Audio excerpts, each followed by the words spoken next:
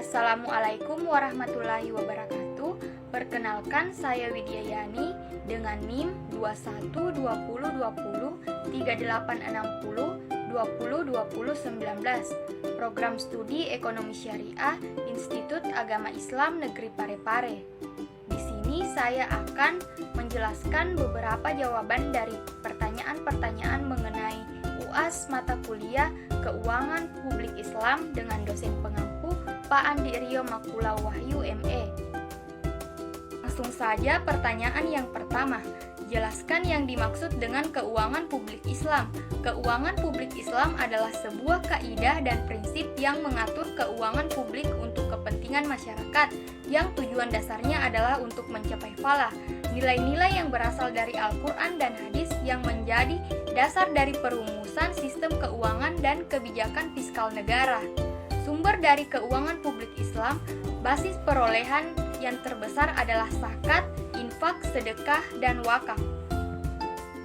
Selanjutnya pertanyaan yang kedua. Jelaskan potensi dari sumber fiskal Islam dalam mengatasi persoalan isu kontemporer khusus di bidang ekonomi. Saat ini sumber pemasukan negara mayoritas bersumber dari pajak, namun pajak saja belum sanggup untuk memenuhi kebutuhan negara. Oleh karena itu, negara mengambil kebijakan untuk melakukan utang luar negeri. Muncul alternatif sumber pemasukan diantaranya Kes Wakaf Lin Sukuk atau CWLS dan dana haji. Kes Wakaf Lin Sukuk. Yang pertama, sukuk. Secara etimologi, sukuk berasal dari kata sak yang berarti dokumen atau sertifikat. Secara terminologi, sukuk merupakan surat berharga jangka panjang yang berdasarkan prinsip syariah. SBSN atau sukuk didefinisikan sebagai surat yang diterbitkan yang berdasarkan prinsip syariah sebagai bukti atas bagian kepemilikan aset SBSN dalam mata uang rupiah maupun valuta asing. Kemudian yang kedua, wakaf. Wakaf merupakan menahan harta yang bisa dimanfaatkan di jalan yang diperbolehkan atau menahan benda yang tidak mudah rusak untuk dimanfaatkan untuk kepentingan umat sesuai ketentuan syara. Adapun dasar hukum wakaf yaitu Quran Surah Ali Imran ayat 92 dan Quran Surah Al-Baqarah ayat 267. Dan syarat-syarat wakaf yang pertama itu adanya wakif, kemudian yang kedua ada benda yang diwakafkan atau mauquf. Kemudian akad dalam kas wakaf lin sukuk adalah sukuk istisna, sukuk ijarah, dan sukuk wakalah. Kemudian pengelolaan dana haji. Badan Pengelolaan Keuangan Haji atau BPKH adalah lembaga yang bertugas untuk mengelola dana haji yang bertujuan untuk dapat mengambil nilai manfaat dari potensi dana haji yang cukup besar. Nah, investasi keuangan haji dalam bentuk surat berharga berupa efek syariah yang diatur dan diawasi oleh OJK meliputi yang pertama itu saham syariah yang dicatatkan di bursa efek. Kemudian yang kedua sukuk, yang ketiga reksadana syariah, yang keempat efek beragung aset syariah, yang kelima dana investasi real estate syariah, kemudian yang keenam efek syariah lainnya. Selanjutnya pertanyaan yang ketiga. Jelaskan peran Baitul Mal dalam kebijakan keuangan publik Islam.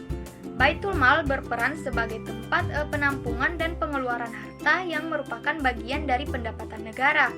Fungsi Baitul Mal pada hakikatnya mengelola keuangan negara menggunakan akumulasi dana yang berasal dari pos-pos penerimaan seperti zakat, haraj, jizyah, hums, dan fai, dan lain-lain. Pemanfaatannya adalah untuk melaksanakan program-program pembangunan ekonomi, sosial, pertahanan, keamanan, dan penyebaran fikrah Islam. Selanjutnya pertanyaan yang keempat.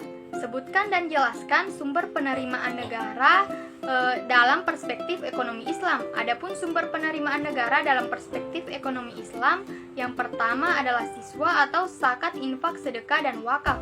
Zakat merupakan kewajiban untuk mengeluarkan sebagian pendapatan atau harta seseorang yang telah memenuhi syariat Islam guna untuk diberikan kepada berbagai unsur masyarakat yang telah ditentukan dalam yang telah ditetapkan dalam syariat Islam. Kemudian infak, sedekah, dan wakaf merupakan pemberian sukarela yang juga sangat dianjurkan dalam Islam. Kemudian yang kedua adalah haraj. Haraj adalah pajak yang dibebankan atas tanah yang dimiliki. Dalam perkembangannya, haraj menjadi semacam pajak tanah seperti pajak bumi dan bangunan atau PBB yang dibayarkan oleh seluruh anggota masyarakat, baik muslim maupun non-muslim. Kemudian yang ketiga, jizyah. Jizyah adalah pajak yang dibayarkan oleh kalangan non-muslim sebagai kompensasi atas fasilitas sosial ekonomi, layanan kesejahteraan, dan jaminan keamanan yang mereka terima dari negara Islam. Kemudian yang keempat adalah hums. Hums adalah dana yang diperoleh dari 1/5 bagian dari harta rampasan perang atau ganima. Tentang pengaturan alokasi harta rampasan perang diatur dalam Quran Surah Al-Anfal ayat 41. Kemudian yang kelima adalah usyur. Usyur adalah pajak yang dikenakan atas barang-barang dagangan yang masuk dalam negara Islam maupun yang datang dari negara Islam itu sendiri. Kemudian yang keenam adalah pinjaman. Pinjaman atau utang baik luar negeri maupun dalam negeri dalam Islam sifatnya adalah sebagai hanya penerimaan sekunder saja. Alasannya karena Islam tidak mengenal sistem bunga, maka pinjaman dalam Islam harus bebas dari bunga. Kemudian yang ketujuh adalah penerimaan lain. Nah, ada yang disebut dengan kafarat atau denda. Misalnya suami istri yang berhubungan di siang hari pada bulan puasa harus dikenakan denda, maka denda tersebut harus dibayar dan denda tersebut masuk ke pendapatan negara. Adapun contoh lain yaitu warisan kalala adalah orang yang meninggal dan tidak mempunyai ahli waris, maka harta warisannya akan dimasukkan kepada pendapatan negara. Selanjutnya, pertanyaan yang kelima. Dalam Islam terdapat dua pandangan mengenai utang luar negeri dalam perspektif pembiayaan pembangunan negara. Sebutkan dan jelaskan hal tersebut. Nah, kedua pandangan tersebut adalah ada yang memperbolehkan dan ada pula yang tidak memperbolehkan utang luar negeri. Nah, pandangan yang pertama memperbolehkan utang luar negeri. Nah, dalam pandangan yang pertama memperbolehkan adanya suatu budget defisit ditutup dengan external financing, di mana bentuk dan mekanismenya sudah disesuaikan dan tidak bertentangan dengan ketentuan atau prinsip syariah. Nah, dari adanya fakta historis bahwa bekerja sama dengan pihak lain dalam suatu usaha diperbolehkan bahkan dianjurkan.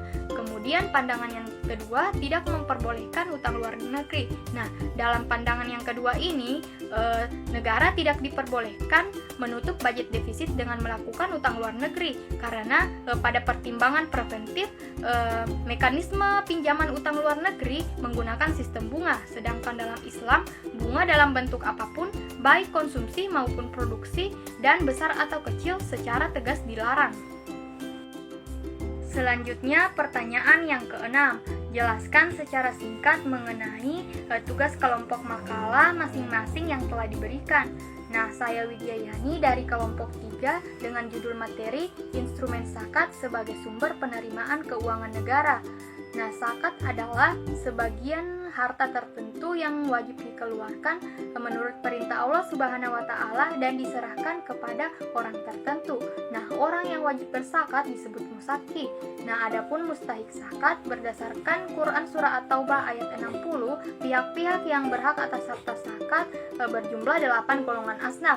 Yang pertama fakir, yang kedua miskin, yang ketiga amil zakat, yang keempat mualaf, yang kelima rikab, yang keenam gharib, yang ketujuh fisabilillah, dan yang kedelapan ibnu sabil. Nah, dana dari zakat sebagaimana fungsinya berpotensi besar dalam mengentas kemiskinan, mengurangi pengangguran, memperkecil kesenjangan antara yang kaya dan yang miskin, dan berperan dalam pertumbuhan ekonomi. Selanjutnya, pertanyaan yang ketujuh. Bagaimana pandangan kalian mengenai konsep ekonomi Islam di Indonesia?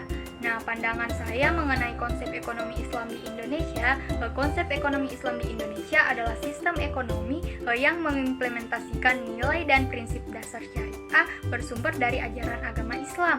Nah, konsep ekonomi Islam di Indonesia dalam tahun ke tahun semakin berkembang secara bertahap. Nah, ini dibuktikan dengan adanya praktek nilai yang berdasarkan prinsip syariah Islam yang sudah diterapkan oleh masyarakat Indonesia, seperti halnya yang pertama itu berhutang dengan akad tanpa adanya riba. Kemudian yang kedua, akad jual beli bisnis online seperti murabaha, istisna, dan salam. Kemudian yang ketiga, adanya bank syariah. Nah, bank syariah melakukan simpan pinjam sistemnya tanpa bunga, tetapi dengan sistem bagi hasil.